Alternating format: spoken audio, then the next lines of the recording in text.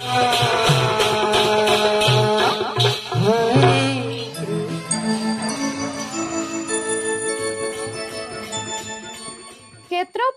त्रिदिवसीय यज्ञ कार्यक्रम भद्रक जिला पंत ब्लॉक गणिजेंग पंचायत कंतिया ग्राम निकटस्थ श्री क्षेत्रपाल पीठरे त्रिदिवसीय यज्ञ कार्यक्रम अनुष्ठित हो जाइछि।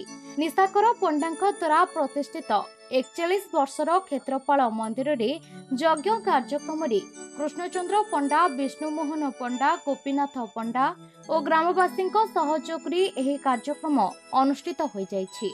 यज्ञ रे मुख्य पुरोधा भाव विष्णुमोहन पंडा, बासंतीलता पंडा प्रथम दिन काया शुद्ध तर्पण, गो पूजा, गोदान द्वितीय दिन रे क्षेत्रपाल पुष्करिणी घट उत्तोलन करी ग्राम परिक्रमा करी पूजा मंडप को अणा जाइथिला।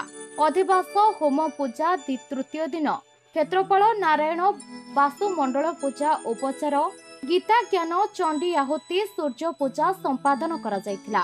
मुख्य पूजक भावरे माधव पाणिग्राही, भगवान पति, अभिमन्यु पंडा, उपमिश्र, पुला पंडा पूजा कार्य संपादन करथिले।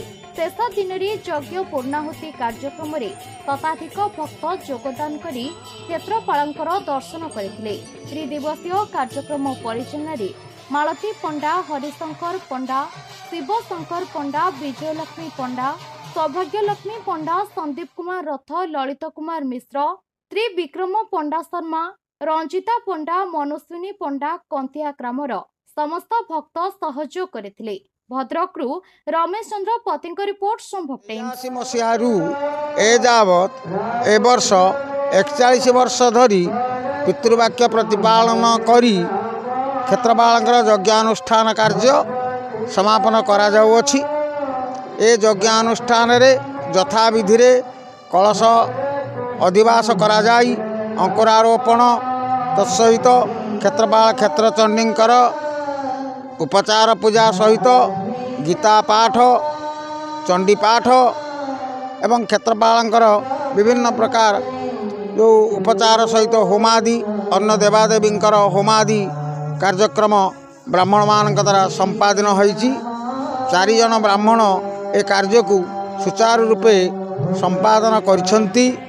एथिरे मुख्य पितृवाक्य पालन करी पंडित विष्णुमोहन पंडा, सहधर्मिणी बासंतीलता पंडा मुख्य कलश बुड़ाई। एही भाव में कार्यानुष्ठान आमर चालू अछि।